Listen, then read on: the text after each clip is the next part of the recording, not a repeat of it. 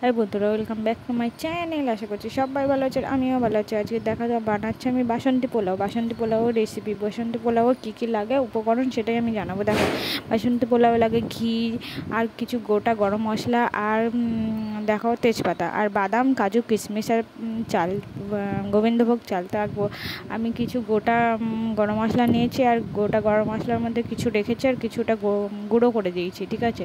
তো চালটিকে আমি দেখো নিয়ে নিয়েছি 3 বাটি মতো, আর আমি 3 বাটি মতো নিয়ে নিলাম। আর এখানে আমি গোটা গরম মশলার জন্য নিয়েছি এলাচ, গোলমরিচ, দারচিনি, লবঙ্গ, জয়িত্রী, জায়ফল আর নিয়েছি লবঙ্গ, ঠিক আছে। দিয়ে এগুলো কিছুটা গুঁড়ো করে নিয়েছি আর কিছুটা গোটা রেখে দিয়েছি, ঠিক আছে। আর নিয়েছি তেজপাতা আর ঘি আর কাজু, কিশমিশ, ঠিক আছে। তো চালটাকে দেখো আমি ভালো করে ধুয়ে নিলাম।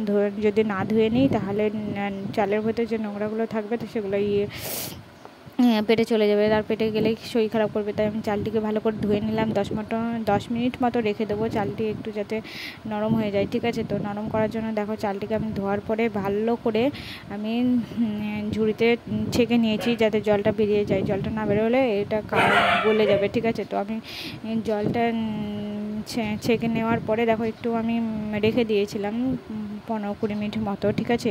তো রেখে দেওয়ার পরে দেখো আমি 15-20 মিনিট রেখে দেওয়ার পরে দেখো আমি আদাটা এরকমভাবে আমি ছাড়িয়ে নিচ্ছি, ঠিক আছে। তো আমি চালটা শুকিয়ে যাওয়ার পরে দেখো আমি 2 চামচ মতো লবণ দিয়ে দিলাম। লবণ দেওয়ার পরে সানজাইরে গোটা গরম মশলা আর গুঁড়ো গরম মশলা দিয়ে দিলাম 1 চামচ মতো।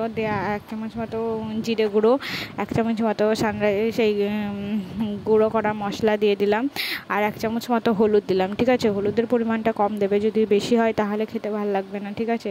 তো এটা কাঁচা আছে সেই জন্য হলুদের পরিমাণটা কমই দেবে, আর যদি বেশি হলুদ হয়ে যায় খেতে ভালো লাগবে না। দেখো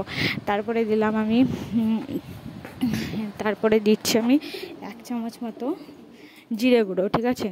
তো এই মশলাগুলো সব ভেজে গুঁড়ো করবে, ঠিক আছে। তারপরে দেখো আমি 1 চামচ মতো ঘি দিয়ে দিলাম, ঠিক আছে। তো দেওয়ার পরে আমি দেখো এগুলো সব ভালো করে মিক্সড করে ভালো করে মাখিয়ে নিচ্ছি, ঠিক আছে। মাখিয়ে নেওয়ার পরে 40-45 মিনিট মতো রেখে দিবা, ঠিক আছে। দেখো আমি আদাটা দিতে ভুলে গেছিলাম, তো আদাটা লাস্টে দিলাম, ঠিক আছে। তো আদাটা দেওয়ার কারণে আমার খেতে খুব স্বাদ হবে আর ফ্লেভারটাও খুব সুন্দর হবে, তাই জন্য আমি আদাটা দিয়ে দিয়েছি, ঠিক আছে।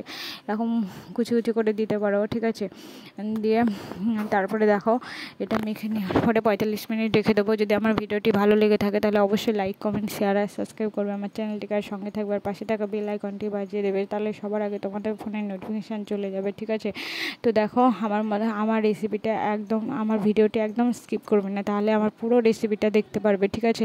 আর এরকমভাবে ঝুরঝুরে বাসন্তী পোলাও তৈরি করতে পারবে বাড়িতে, ঠিক আছে। তো আমি দেখো গ্যাসে এই উনানে আমি ঘি দিয়ে দিয়েছি কড়াইয়ে। তো কড়াইয়ে ঘি দেওয়ার পরে দেখো তোমরা সাদা তেলও ইউজ করতে পারো, তো আমি ঘিই বানাচ্ছি। তো দেখো ঘি দিয়ে দিয়েছি। ঘি দেওয়ার জন্য দেখো তারপরে আমি বাদামগুলো গোল্ডেন ফ্লেভারে ভেজে নিচ্ছি। তো গোল্ডেন ফ্লেভারে ভেজে নেওয়ার পরে 1-2 মিনিট, বেশিক্ষণ রাখবে না, 1-2 মিনিট রাখার পরে আমি দেখো একটুখানি নাড়াচাড়া করার পরে তুলে ফেলবো। তো আমি একদম লো হিটে বানাচ্ছি, একদম আস্তে আস্তে চালে, ঠিক আছে।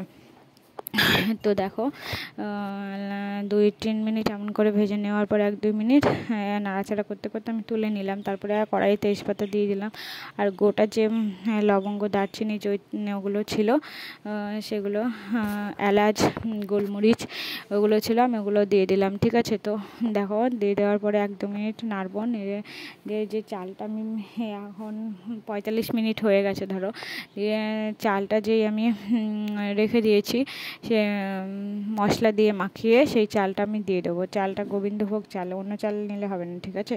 তো তারপরে দেখো আমি এমন করে 2-3 মিনিট মতো ভেজে নেবো। যখন দেখো সাদা সাদা ভাব চলে আসবে তখনই আমি জল দিয়ে দেবো। তো যতটা পরিমাণে চাল নেবে ততটা ডবল জল নেবে। আমি 3 বাটি চাল নিয়েছি, তো 6 বাটি জল দেবে, ঠিক আছে। তো দেখো আমি হালকা ভেজে নিচ্ছি, ঠিক আছে। ভেজে নেওয়ার পরে দেখো এই জলটা আমি গরম করতে দিয়েছিলাম গ্যাসে। তো আমি গরম করে দেওয়ার পরে জলটা দিয়ে দিলাম, ঠিক আছে। এবার আমি ফ্লেভারটা ভালো হবে আর মিষ্টি স্বাদ আসবে বলে আমি দেখো আমি চিনি দিয়ে দিলাম 5 চামচ মতো। তোমাদের যদি ভালো লাগে, তোমাদের যদি বেশি মিষ্টি খেতে ইচ্ছা করে তাহলে বেশি দিয়ে দেবো। আর সেই মশলাটা ছিল আমি 3 বার ইউজ করবো এই মশলাটা, ঠিক আছে। তো আমি ফার্স্টে আমি চালে মাখিয়ে নিয়েছি, এবার জলে একটু দিয়ে দিলাম, ঠিক আছে। এই জলে দিয়ে দিলে খুব সুন্দর সেন্ট আসবে আর গন্ধ আসবে, গন্ধটা খুব সুন্দর হবে আর খেতেও খুব ভালো হবে, সুস্বাদু হবে। আর দেখো আমি বাদামগুলো গোল্ডেন ফ্লেভারের বাদামগুলো ভেজে রাখা আমি সেইগুলো দিয়ে দিলাম, ঠিক আছে। তো এবার দেখো নেড়ে চেড়ে আমি ঢেকে দেবো, ঢেকে দিলে কী হবে, জলটা টেনে নেবে। তো 10 মিনিট মতো আমি রেখে দেবো, ঠিক আছে। 10 মিনিট কি 5 মিনিট এরকম রাখবে, দিয়ে রেখে দিলাম। দেখো ঢেকে রেখে দেওয়ার পরে দেখো আমার চালটা দেখো জলটা টেনে নিয়েছে, ঠিক আছে। দেখো জলটা আর কিছুটা পরিমাণ আছে, তো আমি আর 2-3 মিনিট রাখলেই হয়ে যাবে। দেখো আমি সমান করে এরকম করে দিচ্ছি, তো দেখতে ভালোও লাগবে আর খেতেও ভালো হবে, তো সেই জন্য আমি সমান করে দিচ্ছি, ঠিক আছে।